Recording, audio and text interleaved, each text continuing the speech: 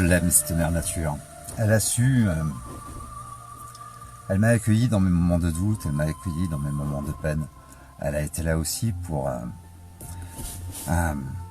accueillir ma colère. Quand j'avais la rage, quand j'avais besoin de vider ça, je venais ici pour crapahuter dans tous les sens, pour faire mal à mon corps et pour hurler. Elle m'a nourri, elle m'a rassuré.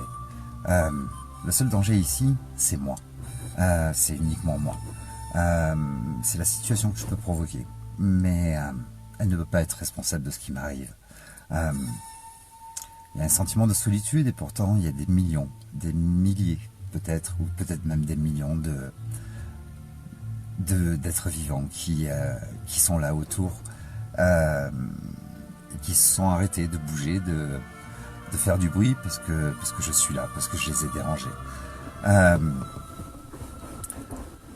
Aujourd'hui, j'avais un profond besoin de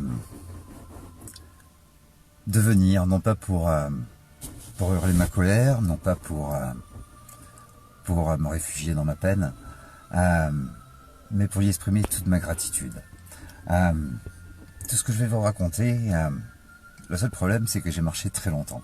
Et au bout d'un moment, j'ai eu du mal à retrouver là où j'avais garé mon déambulateur. Et donc j'ai un petit peu galéré pour le retrouver. Mais me voilà enfin dedans. Je vais vous raconter mon expérience. J'ai souvent l'habitude de vous raconter des choses très théoriques et on a tous tendance à faire ça sur les réseaux sociaux. Mais ça sert à rien parce qu'on peut apprendre beaucoup de choses, mais de là à l'appliquer sur nous, c'est moins évident.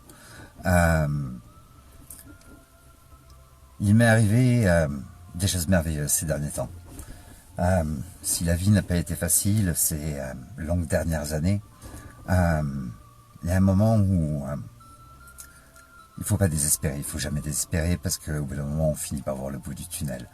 Et c'est cette mère nature m'a appris que parfois quand je me mettais en situation de danger, la vie est fragile et qu'il est important de pouvoir rester debout. C'est peut-être grâce à elle que je suis resté debout et que j'ai eu la patience d'attendre de voir le bout du tunnel. Je vais donc vous raconter cette expérience qui est juste magnifique. Tout le monde connaît un petit peu mon histoire, elle a été souvent racontée sur les réseaux sociaux. On sait tous que la vie frappe fort, elle n'est pas toujours tendre. Mais elle est le meilleur professeur, même si elle coûte cher. Tout le monde connaît l'histoire de mon fils, ou la plupart des gens qui me suivent en tout cas. Et pour moi, c'était une situation extrêmement pénible à vivre, parce que j'y voyais pas la solution et parce que j'étais pas préparé. Alors dans ces cas-là, eh bien, comme tout le monde, on pense que c'est un combat, on pense qu'il faut se battre. Et c'est une totale erreur. Parce que c'est juste une épreuve dont on doit se servir pour grandir, pour devenir meilleur. Il y a un long travail à faire avant de se rendre compte de ça et j'ai réussi à faire ce travail. C'est peut-être la première fois que je peux dire que je suis fier de moi. C'est très émouvant de vous raconter ça, mais j'espère que ça va pouvoir servir. Je pensais qu'il était important de pouvoir vous le dire. J'ai rencontré dans la souffrance, j'ai rencontré des personnes, parce que j'avais besoin d'être entouré, parce que j'avais besoin d'entendre dire « je t'aime », j'avais besoin d'être aimé. Mais les personnes, quand vous êtes dans la douleur, sont des personnes, quand vous les rencontrez, sont des personnes qui sont dans la même situation que vous.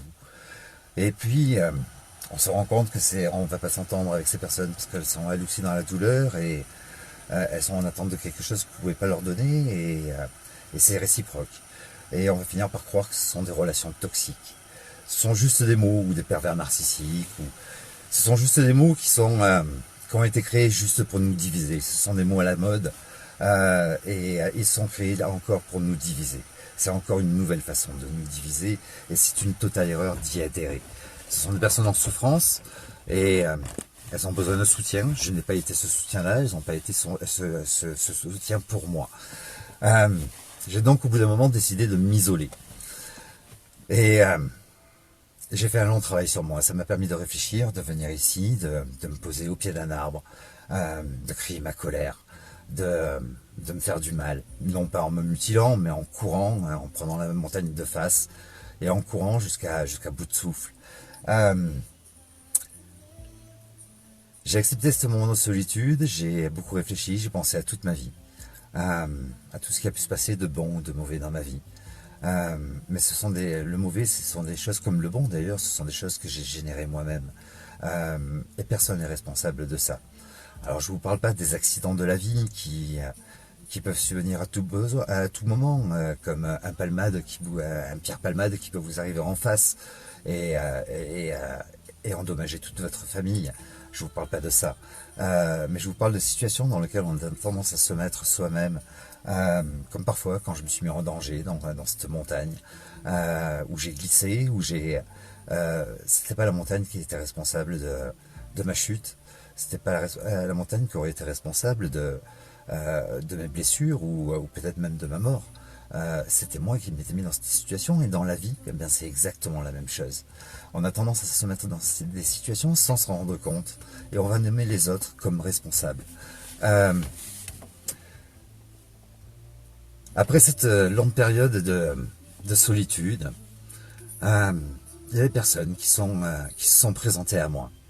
Alors sur les réseaux sociaux, je montrais une apparence de moi, une carapace que je m'étais forgée tout au long de ma vie, depuis 52 ans, pour obtenir le respect. Mais en fait, je me suis trompé. Il y en a certains qui me nommaient comme courageux, mais en fait, j'ai été comme imbécile. Parce que j'étais pas moi-même. Parce que révéler être moi-même, ça aurait peut-être été, dans ma tête, c'était révéler mes faiblesses.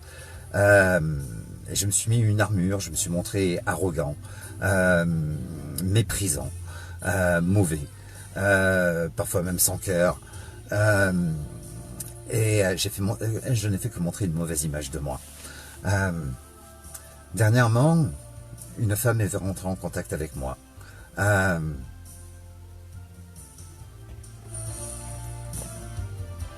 Très belle chanson. Un beau roman d'amitié. C'était une chanson des années 80 avec Elsa.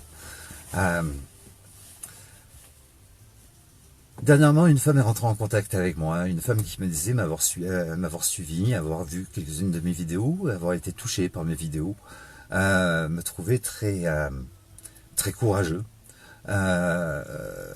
Mais elle a fait l'erreur elle aussi, je ne suis pas courageux, j'ai été un imbécile de montrer cette arrogance, ce mépris, de montrer cette armure, cette apparence de moi, pour me protéger moi-même.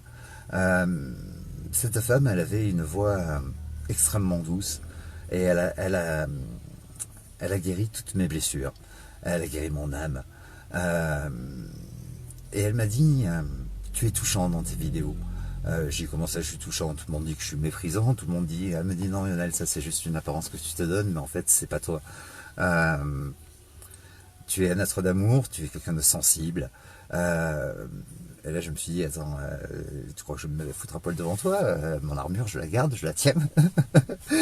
Et elle a continué à me parler avec cette douce voix, elle m'a rassuré. Je me suis pas senti en danger avec elle et j'ai réussi à être moi-même. Je me suis senti à poil dans les premiers temps, mais j'ai réussi à être moi-même.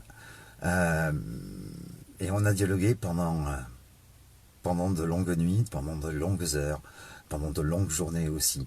Elle m'a préparé à une énorme épreuve. Le tribunal devant le juge des enfants. J'y suis retourné ces derniers temps.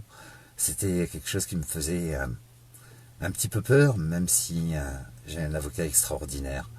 Mais elle m'y a préparé dans mon cœur, dans ma tête.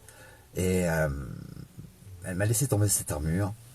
Et elle m'a guéri de beaucoup de choses. Avant elle, j'ai rencontré ce magnifique avocat dont je vous parle. Et c'est non seulement un avocat extrêmement compétent, il m'a fait la démonstration ce jour-là, où il a été plus que brillant, euh, mais c'est aussi un formidable être humain, et surtout et avant tout, un homme avec un grand H, un homme d'honneur. Euh, j'ai beaucoup de respect, beaucoup d'amour pour ce monsieur, et une profonde admiration. Puis cette femme qui, pendant 3 semaines, m'a parlé, m'a consacré énormément de temps. Comme mon avocat d'ailleurs, qui a été plus qu'un avocat, qui m'a consacré beaucoup de temps, qui m'a beaucoup parlé, qui m'a consacré un temps extrêmement précieux, parce qu'il est pris non seulement par son métier, mais aussi par sa famille, sa vie familiale, sa maman qu'il gardait et dont il prenait soin. Un formidable être humain. La vie a mis sur mon chemin, après ce travail, après ce nettoyage que j'ai fait de moi, des personnages fabuleux, des êtres humains formidables. Et puis cette femme qui m'a apaisé, qui m'a rassuré avec sa voix, qui a soigné simplement avec sa voix, qui a une femme magnifique. Je lui disais que c'était un ange, parce qu'elle me rappelait une personne qui avait cette magie dans la voix qui faisait que d'un seul mot, elle pouvait calmer ma rage. Et cette personne, c'était la même chose. En un seul mot, elle pouvait calmer ma rage. J'ai dit donc que c'était un ange, et je ne me suis pas trompé. À l'audience, j'ai ressenti, j'avais mon avocat en face, qui était en visio, il s'est pas déplacé, il était en visiophonie. C'est quelque chose qui se fait rarement au tribunal, mais qui s'est fait ce jour-là, parce qu'il pouvait pas se déplacer, il avait le dos en vrac. J'avais mon avocat en face, et c'était extrêmement rassurant, plutôt que l'avoir à côté de moi, je pouvais le voir. Et cette femme n'était pas là, mais je sentais sa main sur mon épaule. Cette audience, j'y ai gagné mon plus grand combat. Non pas contre les juges, non pas contre l'aide sociale à l'enfance, mais contre moi-même. Cette audience, ça a été une salle d'opération. Quand je suis ressorti, je me suis rendu compte que on m'avait opéré, on m'avait avorté d'une tumeur énorme qui me faisait souffrir depuis très longtemps, depuis peut-être toute ma vie. Cette armure, cette mauvaise image de moi, et je me suis rendu compte en sortant du tribunal que j'étais léger. J'étais léger et je me suis rendu compte que plus rien ne serait jamais pareil, que je serais enfin moi-même. Quand je vous parle de cette femme que j'ai rencontrée, c'est une femme qui, elle, même si elle me trouve très courageux, elle a beaucoup de courage. Elle a affronté des choses dans la vie incroyables. Et elle a su casser tous les codes et sortir du système. Elle m'a raconté sa vie. Elle a eu un petit garçon qui est devenu extrêmement malade. Et la médecine, cette merde de médecine, du médicament que je déteste, donnait pas longtemps à vivre à ce petit garçon. Il était condamné. Sa maman, elle a dit non. Elle a dit non et elle a tout changé. Elle a changé son alimentation de façon extrêmement scientifique. Notre santé est dans notre assiette. Et cette femme le porte, ces mots-là. Ce ne sont pas que des mots. Elle a exercé sur elle et surtout sur son enfant. Et 12 ans après, son enfant ne devait vivre que 12 ans. Il lui laissait un sursis par une opération de 12 années. 12 ans après, les médecins ont regardé par échographie, ils ont voulu recommencer l'échographie parce qu'ils ne comprenaient pas ce qu'ils voyaient. Tout était réparé, grâce à l'alimentation et grâce à tout ce qu'a fait sa maman pour lui. Cette femme a eu plusieurs enfants. Et elle a appliqué la même chose sur tous ses enfants. Et elle continue à l'appliquer sur tous ses enfants et sur elle-même. C'est une personne extrêmement saine, une personne extrêmement puissante, une personne extrêmement courageuse. Elle a décidé de ne plus mettre ses enfants à l'école, de ne pas les mettre à l'école. Il a fallu qu'elle se batte contre un système. Elle en est sortie et le système essaye de vous happer, de vous aspirer, de vous aspirer. Elle a résisté. Mais elle a résisté avec amour, pas en montrant sa haine, sa violence, comme moi j'ai tendance à le faire. C'est ce qui m'a nui dans l'affaire contre mon fils. C'est que j'ai été convaincu que c'était un combat, et j'y suis allé les poings fermés et la tête en avant. J'ai montré ma haine, ma violence, et ça m'a nui. Parce qu'en fait, je n'ai fait que démontrer ma vulnérabilité. Euh, cette femme, par son amour, elle impose le respect. Euh, et par sa tendresse, par son amour, eh bien, elle a su gagner tous ses combats. Parce que quand on est dans l'amour, quand on est dans le dialogue, quand on est dans l'écoute, eh bien, on démontre qu'on est extrêmement puissant et qu'il n'y a rien qui peut nous atteindre. C'est ce qui m'est arrivé à l'audience. Et c'est pour ça que je vous dis que je ressentais sa main sur mon épaule. Parce qu'elle m'a préparé, sans le vouloir. Elle n'a rien voulu m'apprendre. Elle a fait que me parler de ses expériences. Elle m'a permis de répondre à mes propres questions, de me remettre en question et d'ouvrir des portes de certaines choses très théoriques que j'avais dans la tête, mais que j'avais oublié d'appliquer sur moi-même.